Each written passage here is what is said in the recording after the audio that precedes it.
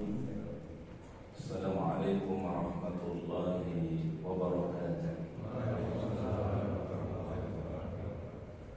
Alhamdulillahi rabbil alamin. Nahmaduhu wa nasta'inuhu wa nastaghfiruh wa na'udzu billahi min shururi anfusina wa min sayyiati a'malina. May yahdihillahu fala mudilla lahu wa may yudlil fala hadiya lahu. Asyhadu an la ilaha illallah wahdahu la syarika lahu wa asyhadu anna Muhammadan 'abduhu wa rasuluhu la nabiyya ba'dahu. Allahumma salli wa sallim wa barik ala hadzal nabiyyil karim nabiyina Muhammad ibn Abdillah wa ala alihi wa ashabihi wa man tabi'ahu bi ihsanin ila yaumiddin, amma ba'd. Subhanallah walhamdulillah wa la ilaha illallah wallahu akbar wa la hawla wa la quwwata illa billahil aliyyil azim. Allahumma anta rabbi la ilaha illa anta khalaqtani wa ana 'abduka wa ana ala ahdika wa wa'dika mastata'tu. A'udzu bika min syarri ma sana'tu, abu'u laka bi ni'matika 'alayya wa abu'u bi dhanbi faghfir li fa innahu la yaghfiru dhunuba illa anta. Subhanallah wa bihamdihi 'adada khalqihi wa ridha nafsihi wa zinata 'arsyihi wa midada kalimatihi. Hadirin kaum muslimin jamaah salat subuh yang dirahmati Allah Subhanahu wa taala. Alhamdulillah, marilah senantiasa kita memanjatkan puji dan syukur kita kepada Allah Subhanahu wa taala yang sampai pada pagi hari ini kita masih diberikan kesehatan, kita masih diberikan waktu oleh Allah taala untuk terus menambah amal kebaikan kita. Yang mudah-mudahan apa yang kita tunaikan pada pagi hari ini mendapatkan ridha dan diterima oleh Allah Subhanahu wa taala. Salawat dan salam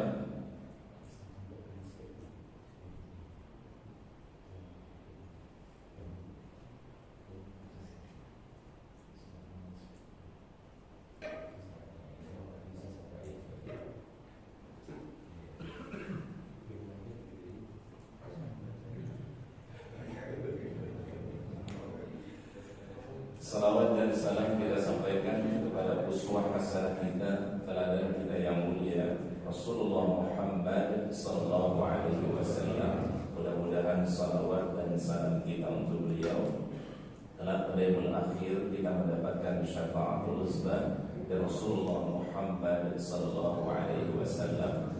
Allahumma salli wa sallim ala nabiyyina Muhammad. Hadirin kaum muslimin rahimakumullah. Sebelum kita masuk pada tema kajian, ada satu amalan yang mungkin perlu kita lakukan setiap pagi harinya. Ada satu ucapan atau zikir yang dibaca oleh Rasulullah SAW dan diajarkan pertama kali kepada istri beliau bernama Juwairiyah radhiyallahu anha. Apabila kita membaca zikir ini, kata Rasulullah SAW, maka kebaikan dan pahalanya sama seperti orang yang berzikir dari waktu pagi sampai waktu syuruk atau sampai terbit matahari. Apa yang diajarkan oleh Rasulullah SAW yaitu ucapan Subhanallah wa bihamdihi 'adada khalqihi wa ridha nafsihi wa zinata 'arsyihi wa midada kalimatihi. Kami ulangi sekali lagi, zikir yang diajarkan oleh Rasulullah SAW dibaca di pagi hari. Subhanallah wa bihamdihi 'adada khalqihi wa ridha nafsihi wa zinata 'arsyihi wa midada kalimatihi. Bisa dicek di zikir pagi dan petang atau di al-mahfurat, ya, disebutkan oleh Rasulullah SAW. Arti dari zikir tersebut adalah Subhanallah wa bihamdihi, maha suci Allah Ta'ala, ya, aku memujinya, adada khalqihi, sebanyak jumlah makhluknya, wa ridha nafsihi, sebesar keridhaan Allah, wa zinata arsyihi, seberat timbangan Allah, wa midada ayatihi, dan sebanyak jumlah kalimat-kalimat Allah. Kalau kita baca 3 kali zikir ini kata Rasulullah SAW, maka kebaikan yang Allah Ta'ala berikan sama seperti kita zikir dari waktu pagi sampai waktu syuruk atau terbit matahari. Baik, insyaAllah pada pagi hari ini kita lanjutkan kajian kita dari fikih 4 mazhab. Kita melanjutkan masih pada bahasan an-naqidul wudu, hal-hal yang membatalkan wudu, dan ada perselisihan atau khilaf di antara para ulama. Al-mas'alatu as-sabi'atu, ya, masalah yang ke-7, as-sabi'ah. Al-wudu'u min hamlil mayyit. Apakah membatalkan wudu orang-orang yang membawa mayit? Ya. Di sini nanti ada kaitannya dengan anjuran untuk mandi bagi orang-orang yang telah memandikan jenazah. Ya. Wa qad syadda qaumun. Ada satu pendapat yang syadz. Ya, syadz itu pendapat yang tidak populer. Ya. Jadi di dalam fikih itu ada 2. Ada namanya qaulun masyhur, ya, pendapat yang masyhur yang orang biasanya mengamalkannya, ya. Tetapi ada disebut dengan qaulun syadzun, ya. Syadzun, ya, lawan kata dari masyhur, ya. Satu pendapat yang jarang atau mungkin orang juga mengamalkannya tidak banyak, ya. Wa qad syadda qaumun, ya. Fa aujabul wudu'a min hamlil mayyit. Mereka mewajibkan wudu apabila seseorang membawa mayit, ya. Jadi ketika orang yang membawa mayit ke pemakaman, ada yang berpendapat itulah menjadi hukumnya adalah wajib untuk dia berwudu, atau artinya membatalkan wudunya. Wa fihi atharun dha'ifun. Namun di dalam keterangan itu ada hadis yang dhaif, ya. Hadisnya adalah Rasulullah SAW menyampaikan, man ghassala mayyitan falyaghtasil wa man hamalahu falyatawadda. Ini hadis, tapi hadis yang dhaif, ya. Bunyi hadisnya adalah man ghassala mayyitan falyaghtasil. Barang siapa yang memandikan jenazah atau mayit, falyaghtasil, hendaklah ia mandi. Wa man hamalahu falyatawadda. Tapi barang siapa yang membawa mayit, maka baginya adalah dianjurkan untuk berwudu. Dari hadis ini kemudian menimbulkan atau memunculkan 2 mazhab, ya, di antara para ulama. Pertama namanya madhabul ijab, ya. Sebagian ulama mengatakan hukumnya wajib. Jadi siapa saja yang memandikan mayit, maka hukum mandi setelah memandikan jenazah itu hukumnya apa? Wajib. Dan siapa yang membawa mayit, maka hukum berwudunya adalah wajib. Tetapi ini sekali lagi kata para ulama qaulun syadzun, pendapat yang sedikit atau mungkin tidak populer. Yang populer dalam hal ini adalah menjadi pendapat jumhur ulama, ya, yaitu adalah mengatakan bahwasannya mandi bagi orang-orang yang memandikan jenazah atau wudu bagi orang yang membawa si mayit itu adalah hukumnya ala nadbi, hukumnya adalah sunnah, ya. Hukumnya apa? Sunnah. Jadi bukan menjadi hukumnya keharusan, tetapi disunnahkan, ya. Kalau orang setelah selesai memandikan mayit atau jenazah, disunnahkan dia untuk mandi. Dan siapa yang membawa si mayit, maka disunnahkan untuk apa? Untuk berwudu. Ini adalah yang menjadi pendapat jumhur ulama. Dan ini diperkuat tentu dengan beberapa riwayat dari para sahabat Nabi SAW. Di sini mungkin tidak disebutkan di dalam kitab ini, tapi disebutkan dalam beberapa referensi kitab yang lain. Pertama adalah pendapat dari sahabat Rasulullah bernama Abdullah bin Umar, atau disingkat namanya Ibnu Umar.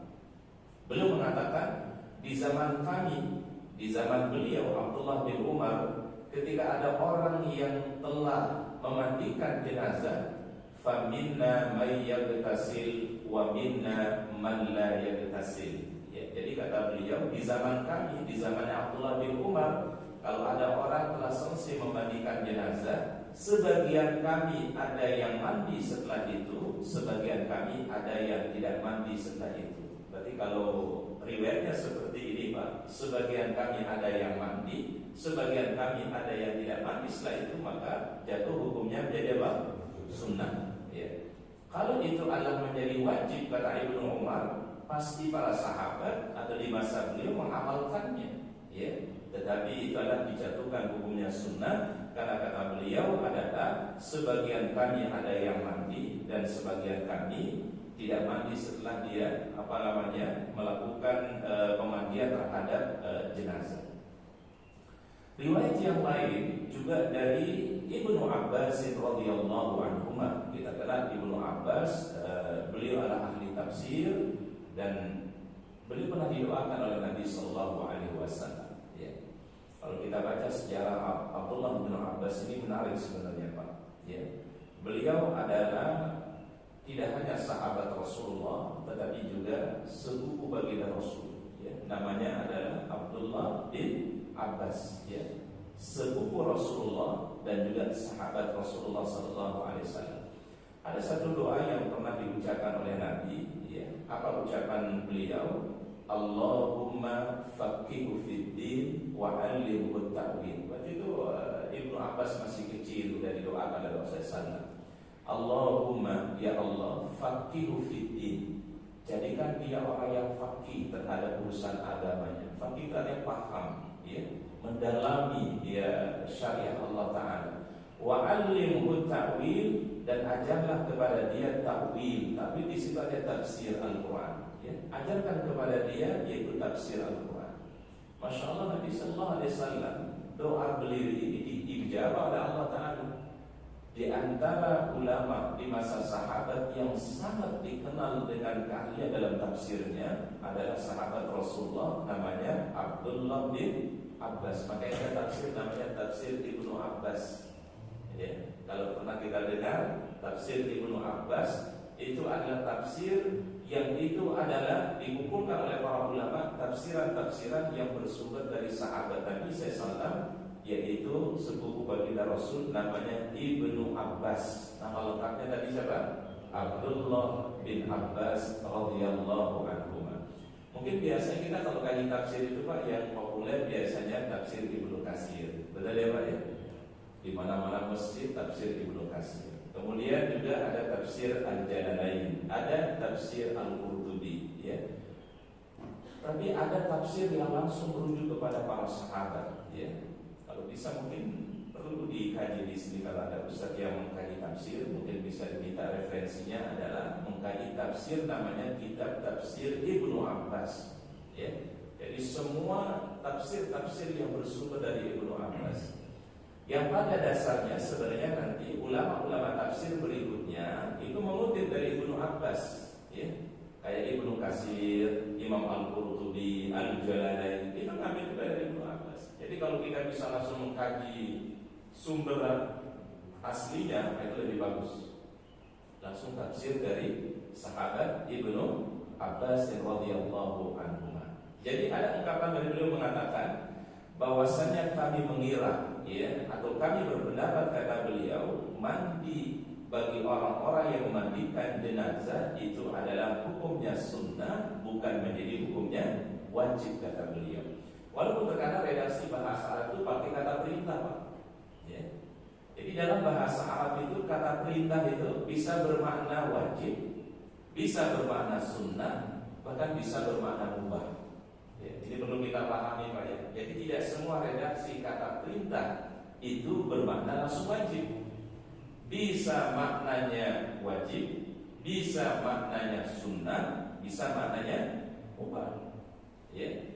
Kalau aqimus shalah wa atuz zakat, ini hukumnya apa? Wajib. Tetapi kalau redaksi hadis seperti ini misalnya man ghassala mayyitan falyaghtasil, bisa ini jatuh hukumnya adalah sunnah. Barang siapa yang telah memandikan jenazah, falyaghtasil, maka mandilah. Pakai kata perintah enggak? Pakai kata perintah. Tapi kata perintah di sini kata para ulama adalah jatuh hukumnya menjadi an-nadbu, hukumnya adalah sunnah. Ada kata perintah jatuhnya bukan menjadi wajib, bukan menjadi sunnah, tapi menjadi mubah. Apa contohnya? Firman Allah Subhanahu wa taala dalam Al-Qur'an, "Wa idza halaltum fastadu." Wa idza halaltum fastadu. Apabila kalian sudah bertahallul. Tadi Imam kita alhamdulillah membaca ayat seputar haji, ya. Ada di haji itu Pak, istilahnya tahallul. Ya. Apa namanya?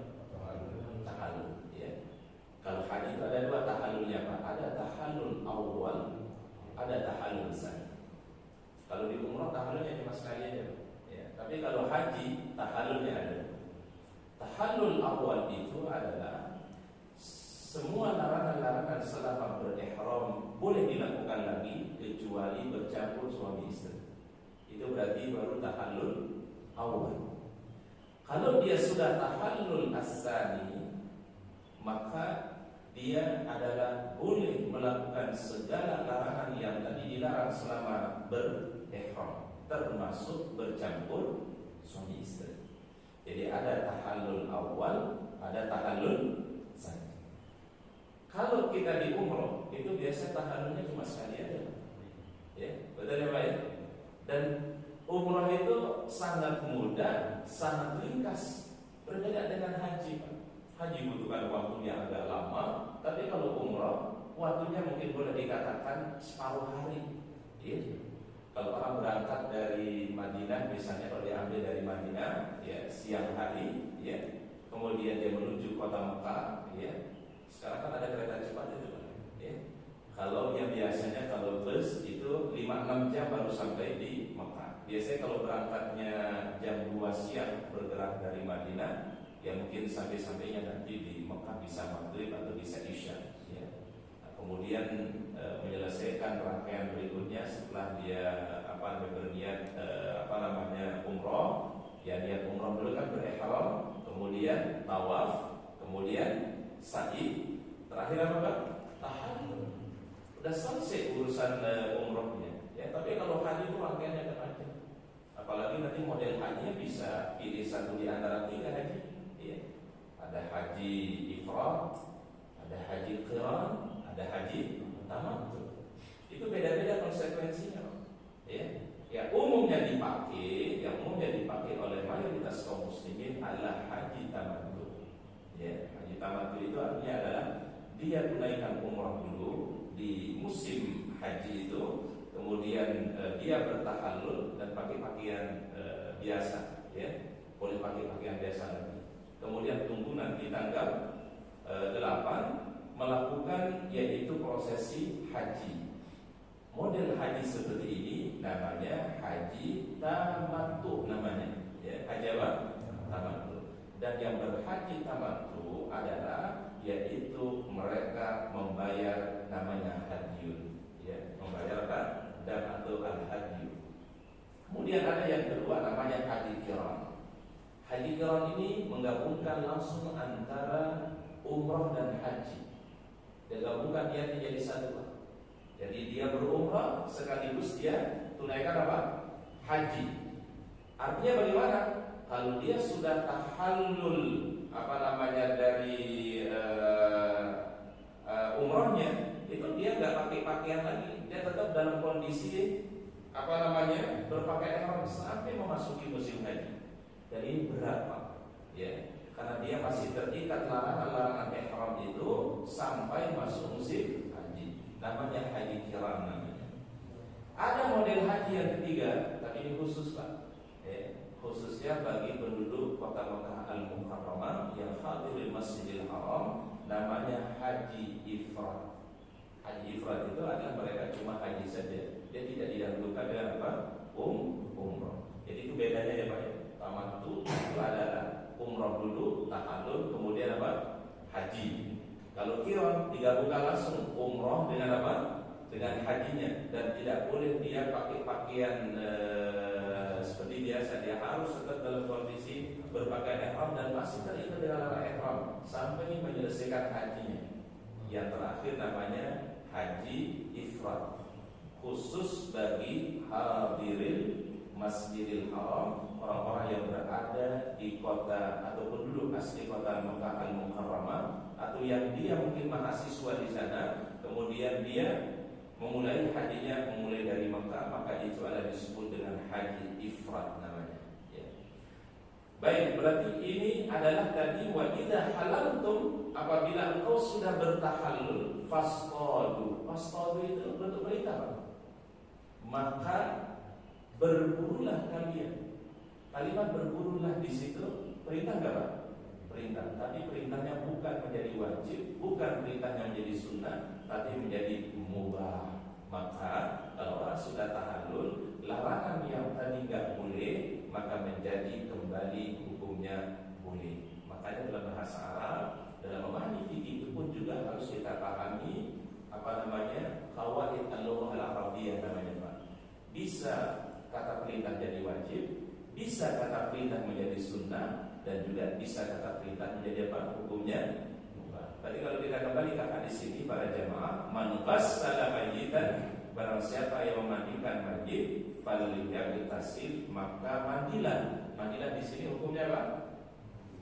Hukumnya adalah sunnah, disunnahkan. Ya, kalau orang selesai memandikan jenazah untuk melakukan namanya mandi, atau kalau orang itu membawa jenazah, disunnahkan untuk dia berwudu. Jadi bukan menjadi hukumnya wajib. Ini yang menjadi pendapat jumhur para ulama.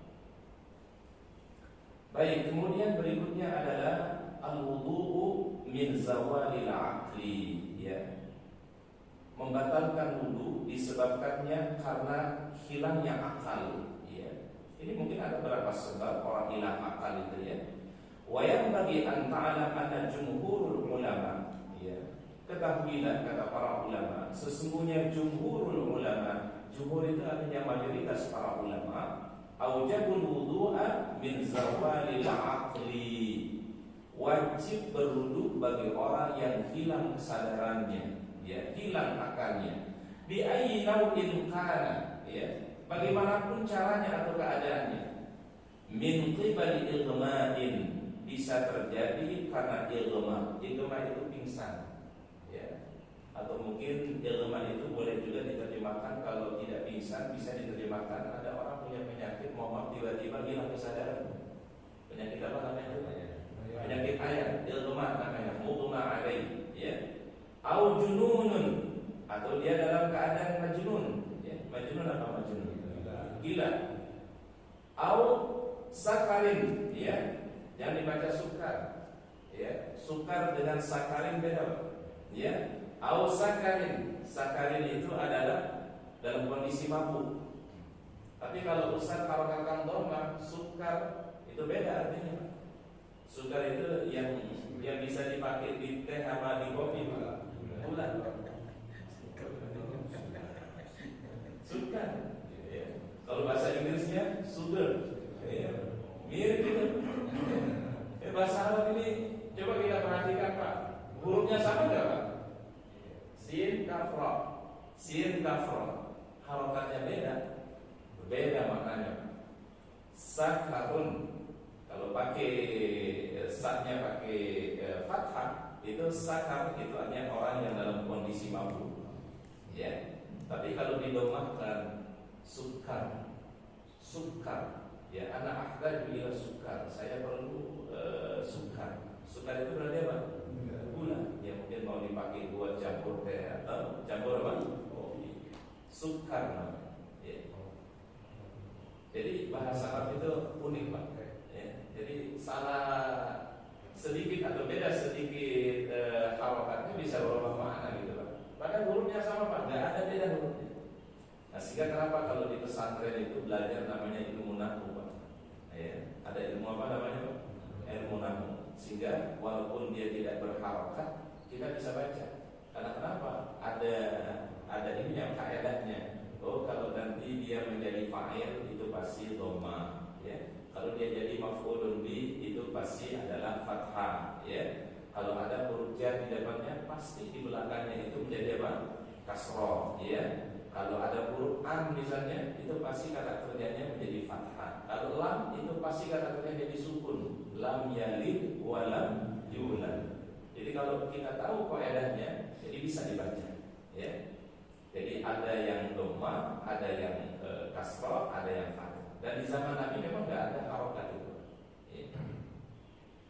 Kalau kita buka model Al-Quran di zaman Rasulullah SAW, mungkin nanti kalau para jamaah umroh atau haji di Madinah itu ada namanya Mathhaful Quran Al-Karim, ya, Museum Al-Quran. Bukan percetakan Al-Quran, bedakan, ya. Kalau percetakan namanya Matba'ul Quran, ya, Malik Fahad itu, tapi itu ada di pinggir kota Madinah. Itu percetakan Al-Quran. Tapi ada di dekat Masjid Nabawi, sebelah kanan Masjid An-Nabawi, namanya Mathhaful Quran Al-Karim, ya. Mathhaf itu artinya adalah Museum Al-Quran. Di situ Masya Allah, ya, kita bisa lihat model Al-Quran, tulisan Al-Quran dari zaman Nabi sampai zaman sekarang. Bahkan ada satu tulisan Al-Quran di Museum Al-Quran yang pernah kami lihat, ditulis oleh seorang laki-laki dari Pakistan. Jadi dia bernazar, kalau saya terpenuhi hajat saya, dia punya nazar, saya akan menulis Al-Quran dengan tangan saja dari Al-Fatihah sampai surat An-Nas. Masya Allah, terpenuhi hajatnya beliau, orang tersebut. Kemudian dia tulis Al-Quran dari Al-Fatihah sampai An-Nas.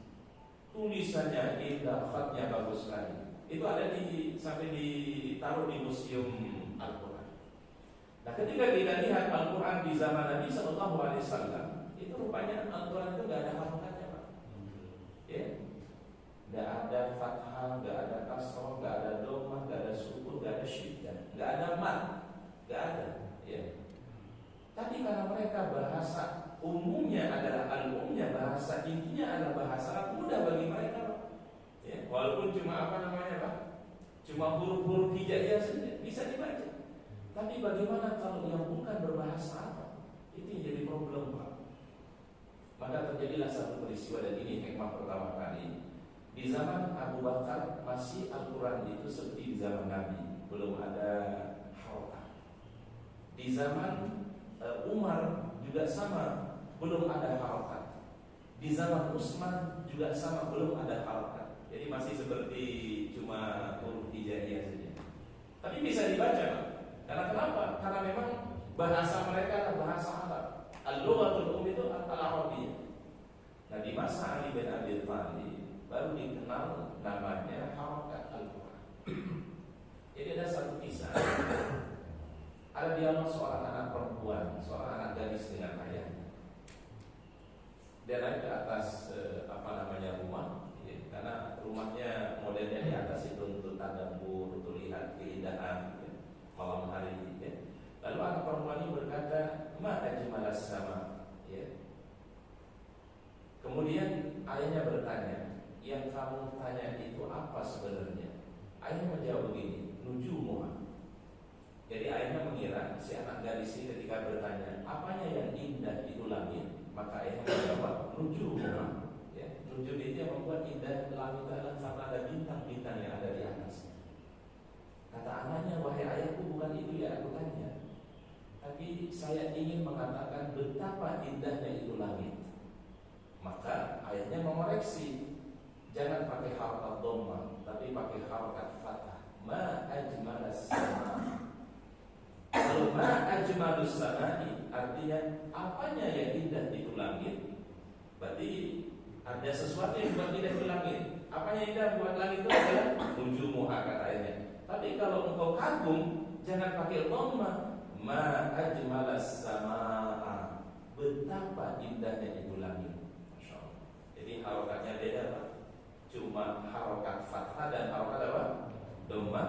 Kalau pakai dhammah itu pertanyaan istifham, tetapi kalau harokat fathah ta'ajjuban.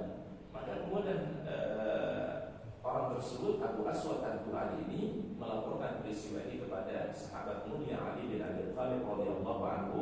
Maka Ali bin Abi Thalib Thalib meminta beliau untuk membuat dasar ilmu yang disebut dengan ilmu nahwu. Ya, ada isim, ada fi'il, ada huruf. Ya, kemudian baru dikenalkan ada fathah, ada kasrah, ada dhammah, ada sukun, ada syiddah. Itu pada masa Ali bin Abi Thalib. Masya Allah, ini salah satu tentu adalah membantu kita semua di dalam memahami Al-Quran atau memahami As-Sunnah atau hadis Rasulullah Sallallahu Alaihi Wasallam. Jadi peletakan ilmu Islam itu rata-rata Pak adalah di masa boleh dikatakan Pak setelah wafatnya Rasulullah Sallallahu Alaihi Wasallam. Peletakan ilmu tafsir, peletakan ilmu fikih, ilmu usul fiqh adalah setelah wafatnya Nabi Sallallahu Alaihi Wasallam, termasuk ilmu nahwu dan ilmu sharaf. Ada nanti namanya ilmu balaghah, itu tentang keindahan Al-Quran. Ya. Kenapa menggunakan kata ini dalam bahasa Arab atau Al-Quran? Itu ada ilmunya tersendiri, namanya ilmu balaghah. Baik, kemudian kata para ulama, waha'ulai kulluhum qasuhu 'ala naumi. Ya, para ulama juga mengkiaskan hal yang bisa membatalkan wudu itu apabila orang mengalami tidur yang berat. Ya, kalau jumhur ulama yang pernah kita bahas pada beberapa waktu lalu, kalau tidur yang ringan itu mungkin dalam bahasa kita ngantuk, itu adalah la yubtilul wudu, tidak membatalkan apa? Wudu. Tapi kalau udah tidur yang berat, apalagi posisinya kata Imam Malik, kalau kita tahu pendapatnya, kalau posisinya berbaring itu sudah dikategorikan tidur yang berat, maka itu yubtilul wudu. Ani annahum ra'anu idza kana an-nawmu yujibul wudu fil halati laysa kullu hadas ghaliban wa huwa al-istifqal. Ini kata para ulama, mereka berpendapat yang disebut tidur yang mewajibkan wudu atau membatalkan wudu fil halati allati sababu lil hadas, yang besar kemungkinan menjadikan sebab hadas. Ya. Kapan itu? Kata para ulama, wahya al-istifqal, kalau tidurnya dalam kondisi yang apa? Sakil itu berat. Tapi kalau tidur yang ringan, dia ngantuk, itu adalah betul wudu, tidak membatalkan wudu. Ini dikuatkan dengan perbuatan para sahabat yang pernah kita singgung juga beberapa waktu lalu. Mereka kebiasaan dari maghrib sampai isya itu mereka nggak pulang ke rumah. Ya, mereka kebiasaannya i'tikaf di masjid. Ya, sampai di dalam kisah itu diceritakan ketika para sahabat berada di Masjid Nabawi, Rasulullah SAW menghampiri mereka dengan tergesa-gesa sampai beliau mengangkat pakaiannya, ya, ingin menyampaikan kabar gembira kepada para sahabat. Maka kemudian apa kata beliau? Sesungguhnya Allah Ta'ala membangga kalian, ya. Kalian menunggu dari satu salat sampai salat berikutnya. Allah Ta'ala membuka pintu-pintu langitnya di antara waktu maghrib sampai di waktu apa? Isya. Jadi Masya Allah salah satu fadilah, yaitu keutamaan orang-orang yang berdoa, orang-orang yang beribadah di antara waktu maghrib sampai waktu isya. Maka Rasul mengatakan zalikumur riba, itu yang pahalanya seperti ar-riba fi sabilillah, seperti orang yang berjaga di perbatasan dalam rangka menegakkan kebaikan di sisi Allah Subhanahu wa taala, disebut muradid atau riba fi sabilillah. Fa akhara ayyakuna dhahabul aqli sababan lidzalik, maka ya ketika hilang kesadarannya, itulah yang menjadikan sebab batallah wudu bagi seseorang ketika mengalami tidur yang berat, kata para ulama. Jadi di sini para ulama membedakan orang yang tidur dalam kondisi berat dengan tidur dalam kondisi yang yang ringan. Ya. Al-babul khamis, ya. Ini bab yang kelima. Ini sekarang kita masuk pada bab yang baru. Al-wudu lis-shalat. Ya. Wal aslu fi hadzal bab. Ya, dasar atau sumber dalil dari bab ini adalah firman Allah Subhanahu wa taala, ya, di dalam surah Al-Maidah ayat yang ke-6. Jadi ingat aja Pak, ya, perintah wudu itu Allah Taala sebutkan di surat Al-Maidah ayat 6 dan ayatnya panjang Pak. Firman Allah Taala, ya ayyuhalladzina amanu idza qumtum ilas salati, wahai orang-orang yang beriman, apabila engkau hendak menunaikan salat. Nanti disebutkan apa saja yang diperintahkan oleh Allah Taala, al-ayat, ya. Wa qauluhu sallallahu alaihi wasallam, ya, sabda Rasulullah dalam hadis sahih, la yaqbalu Allahu salatan bighairi tahurin. Allah Ta'ala tidak menerima diterima suatu salat bighairi tahurin kalau orang tidak bersuci. Jadi orang itu salat tapi kalau tidak mulai dengan bersuci, maka salatnya tidak diterima.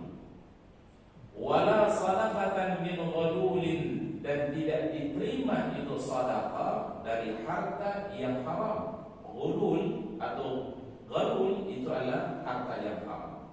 Berarti adalah tidak diterima salat kecuali dengan taharat, dan tidak diterima satu sedekah kecuali dari harta yang halal, harta yang baik. Dan di sini nanti kita pahami ada satu kaidah para jamaah, ketika wudu kita diterima, maka ini menjadi sebab juga sholat diterima. Jadi ada korelasi sebenarnya antara wudu dan sholat. Sehingga kenapa Rasulullah SAW sampai mengajarkan cara wudu kepada para sahabat, bahkan beliau memperlihatkannya kepada para sahabat. Beginilah aku berwudu, kata Rasulullah SAW.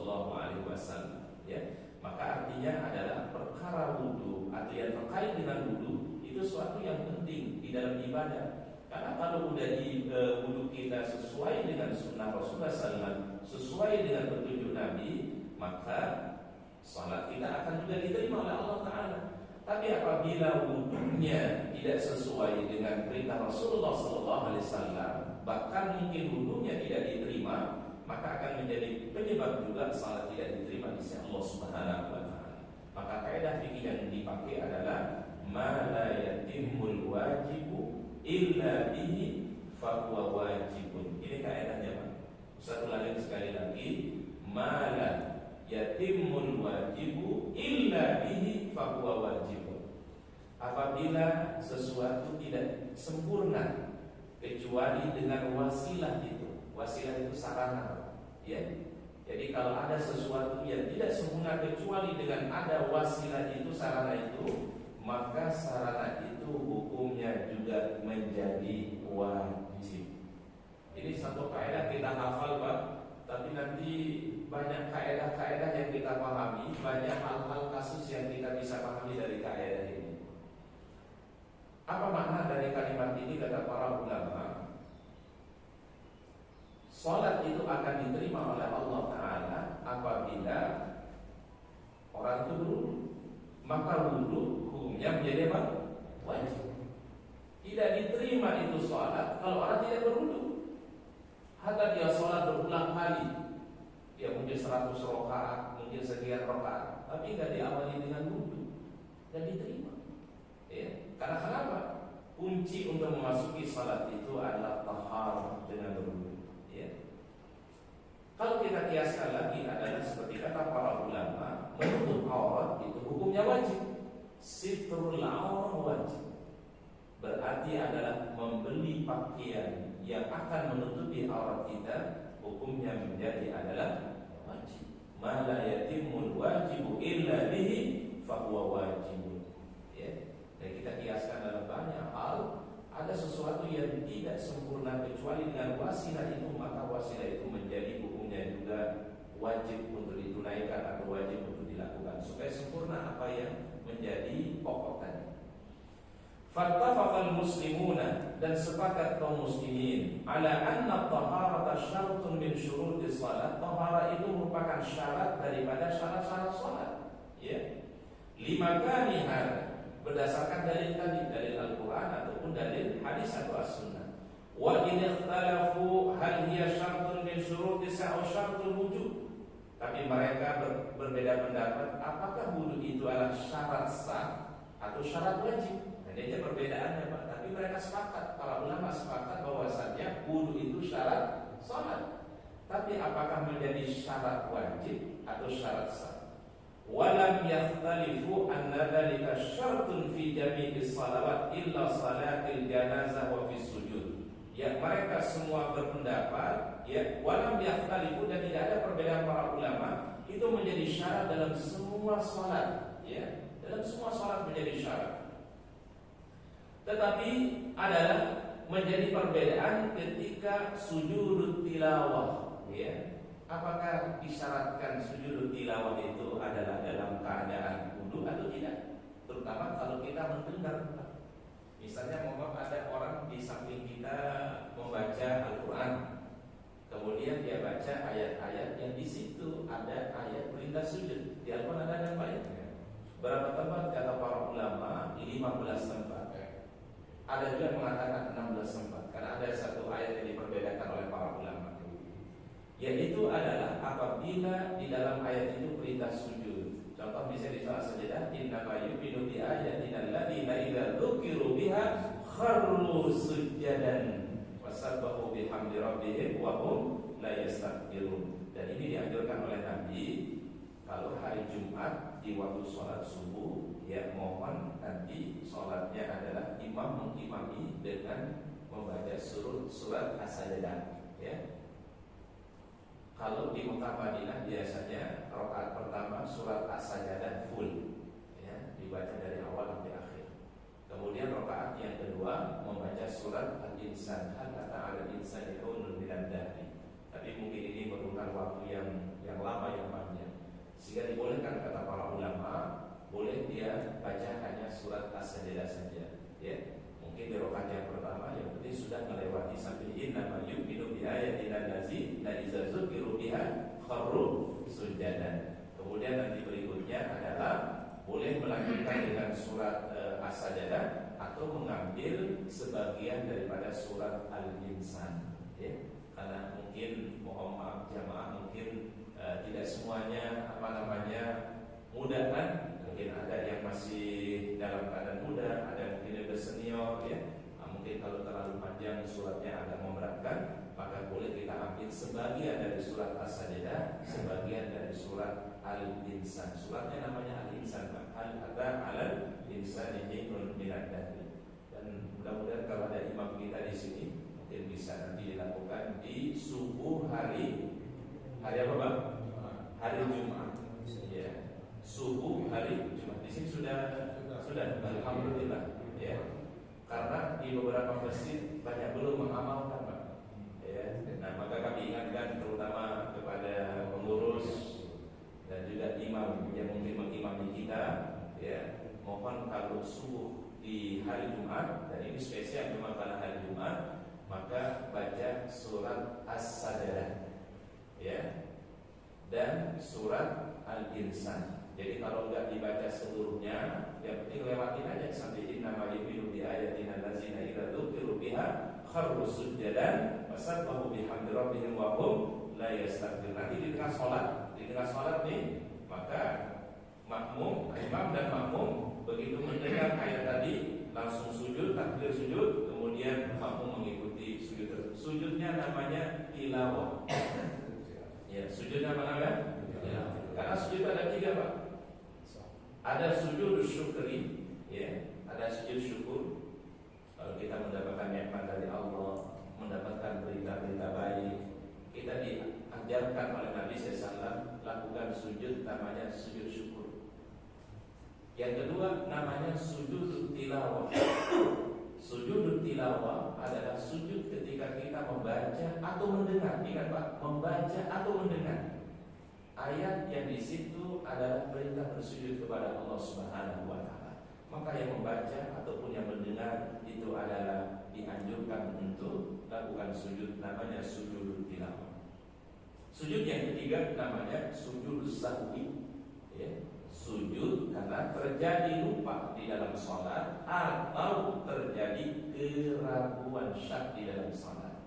Maka saat itu disunahkan untuk lakukan yang namanya sujud apa? Sujud sahwi. Jadi ada sujud syukur, ada sujud tilawah, dan ada sujud apa? Sujud as-sahwi, ya. Nah ini yang menjadi perbedaan para ulama itu ketika sujud tilawah. Apakah orang yang mendengarkan di luar salat ini, ya, mendengarkan bacaan orang yang membaca ayat tentang sujud itu adalah dia berwudu atau dia tidak berwudu? Nah ini yang menjadi perdebatan. Ada yang mengatakan kalau dia mau ikut sujud tilawah syaratnya wudu, tapi sebagian mengatakan tidak disyaratkan untuk berwudu. Cuma itu aja perbedaannya. Tapi sepakat wudu itu merupakan syarat di dalam ibadah salat. Wassababu fi dzalika al-ihtimal 'ala fi itlaq ismi salati 'ala salatil janazah wa 'ala sujud, ya. Yang menjadi perbedaan para ulama itu di dalam memahami makna ismu salat. Apakah itu berlaku di dalam sujud tilawah atau tidak? Faman dhahaba ila anna isma salat yanṭaliqu 'ala salatil janazah wa 'ala sujud nafsu wa humul jumhur istara hadha tahara fihima. Kalau pendapat jumhur mengatakan walaupun dia sujud tilawah tetap kategorinya dihitung dia adalah ismu salat. Ya, maka disyaratkan kalau orang sujud tilawah dalam keadaan apa? Suci, ya, dalam keadaan dia bersuci. Wa man dhahaba annahu la yanṭaliqu 'alaihi ma in kana salatu laysa fiha ruku' 'ala sujud wa kana sujudan laysa fihi qiyam wa la ruku' lam yashhad tahara fihima. Tapi kalau dia memahami bahwa sujud tilawah itu adalah bukan masuk dalam kategori ismu salat, maka tidak mensyaratkan tadi yaitu at-taharah, ya. Wa ta'allamu fi hadzal bab ma hadhihi al-masail arba'a masail. Dalam hal ini kata para ulama ada 4 poin atau 4 permasalahan yang dijelaskan oleh para ulama. Baik, al-wudu, lamsul mushaf. Apakah orang itu berwudu kalau dia menyentuh mushaf Al-Qur'an, ya. Hal hadhihi tahar syartun fi masil mushaf amla, ya. Apakah bersuci itu menjadi syarat kalau orang menyentuh mushaf Al-Quran atau tidak? Mushaf Al-Quran ini Pak adalah kata para ulama yang tidak bercampur dengan tafsiran, terjemahan, mushaf namanya, ya. Fadhahaba Malik wa Abu Hanifah wa Syafi'i ila anna syartun fi masil mushaf. Menurut Imam Malik, menurut Imam Abu Hanifah dan Imam Asy-Syafi'i bahwasanya menyentuh Al-Quran itu adalah atau berwudu merupakan syarat daripada menyentuh Al-Quran. Berarti kalau orang memegang Al-Quran atau mushaf Al-Quran maka disyaratkan dalam keadaan apa? Wudu. Karena bagaimanapun Al-Quran dimuliakan, ya. Al-Quran itu kalamullah, dia adalah salah satu kemuliaan yang Allah Ta'ala berikan. Maka itu sesuatu yang dimuliakan oleh Allah Ta'ala, maka kita diperintahkan juga untuk memuliakannya. Jadi jumhur ulama mengatakan, yaitu Imam Malik, Imam Abu Hanifah, Imam Syafi'i, wudu itu menjadi syarat orang menyentuh Al-Quran atau mushaf Al-Quran. Wadhahaba ahlul zahir, tapi berpendapat ahlul zahir. Ini pendapat namanya apa? Mazhab apa namanya Pak? Kalau kita bahas Zahiriyah, ya, Daud al-Zahiri. Annaha laysat bi syartin fi dzalika, itu bukan merupakan syarat, ya, untuk memegang Al-Qur'an, ya. Wasabab ikhtilafihim, yang menjadi sebab perbedaan para ulama taraddudu mafhumi qauli ta'ala, terjadinya perbedaan pandangan di dalam memahami firman Allah Ta'ala, la yamassuhu illal mutahharun, ya. Dari sini terjadi perbedaannya, Pak. La yamassuhu illal mutahharun, tidak boleh menyentuhnya yaitu Al-Quran illal mutahharun, kecuali orang-orang yang bersuci. Nah, dari kalimat ini nanti akan terjadi perbedaan pemahaman para ulama. Beda ayatul mutahharun hum banu Adam. Sebagian ulama memahami kata mutahharun yang disucikan itu masih adalah banu Adam, manusia. Wa bena ayatul humul malaika. Atau yang ada sebagian memahami kata mutahhar ini bukan manusia, tapi ada siapa? Al-malaika, para malaikat. Ya, paham ya Pak ya? Jadi ayatnya sama, dalilnya sama, tetapi cara memahaminya berbeda. Sebagian yang memahami mutahharun itu Bani Adam, manusia secara umum, tapi ada yang memahami mutahharun humul malaika, orang-orang yang mulia, dekat dengan Allah Ta'ala, ya, para malaikat-malaikat yang mulia dekat dengan Allah. Wa baina ayyakuna hadzal khabar mafhum an-nahy wa baina ayyakuna khabaran la nahyan, ya.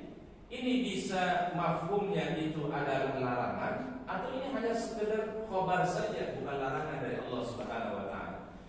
Faman fahima minal mutahharun bani Adam, dan barang siapa yang memahami dari ayat tadi la yamassul mutahharun itu adalah manusia, wa fahima minal khabar an-nahy, dan dipahami dari dalil itu adalah larangan Allah Ta'ala, maka la yajuzu ayyamussal mushafa illa tahir, maka dia jangan menyentuh Al-Quran kecuali dalam keadaan apa? Suci dulu, ya, bersih dari hadas kecil atau bersih dari hadas besar. Wa man fahima minhul khabar, tapi kalau dia memahami itu sebagai khabar saja dari Allah, bukan larangan dari Allah, Kemudian itu adalah al-malaikah yang dia pahami. Jadi dia pahami orang-orang yang disucikan itu bukan manusia tapi manusia para malaikat. Innahu laisa fil dalil an ishtirati hadha al-tahara fi masil mushaf, maka mereka memahami di dalam ayat ini dalil ya bahwa syarat wudu itu bukan menjadi syarat ketika menyentuh apa? Al-Qur'an atau mushaf. Wa idza lam yakun hunaka dalil la min kitabin wala min sunnatin thabitat baqil amru 'ala al-bara'ati al-asli wa hiya al-ibahah. Maka kalau tidak ada dalil yang sahih dari Al-Qur'an atau sunnah yang sahih, maka kembali hukumnya kepada hukum asal wahiyal ibahah. Ibaratnya hukumnya boleh saja. Ya. Kalau misalnya ada orang yang menyentuh Al-Quran tapi dia tidak berwudu misalnya, maka itu hukumnya boleh-boleh saja. Tetapi untuk kehati-hatian kata para ulama, ambillah pendapat jumhur ulama. Ya, dalam bentuk kita mentakzim itu ada takzim, memuliakan. Karena ada satu ungkapan para ulama, azimu ma'azzamahullah, muliakan apa yang telah dimuliakan oleh Allah.